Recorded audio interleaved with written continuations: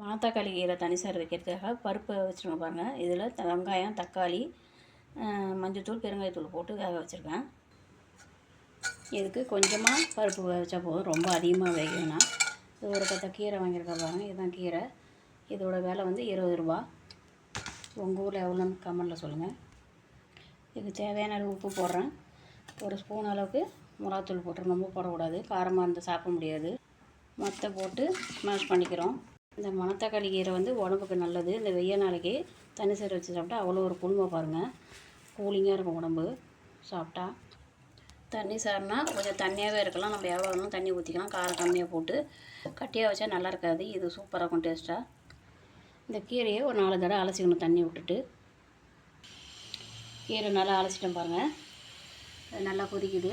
இந்த நிலையில் கீரை அள்ளி வச்சிடணும். இது அப்படியே இது போட வேண்டியதான். 2 மிளகு, 2 ஜீரகம், பூண்டு இதை அப்படியே அம்மியில் வச்சு நடத்தி கீரையில் நல்லா கொதி வருது பாருங்கள். இப்போ நம்ம மிளகு ஜீரகம் ஒன்றுக்கு வச்சுருக்கோம்ல, இதை அப்படியே போட்டு அப்படியே இறக்கிடணும். இறக்கிட்டு இதுக்கு கொஞ்சம் தாளிப்பு கொடுத்துடணும். அப்படியே கீரை குழம்புனாலே வடகம் போட்டு தாளித்தா அவ்வளோ சூப்பராக இருக்கும். ஆனால் எங்கள் வீட்டில் வடகம் யாருக்கும் பிடிக்காது. அதனால் நான் கடுகு போட்டு தாளித்து அதில் ஊற்றிடுறேன் பாருங்கள். இப்போ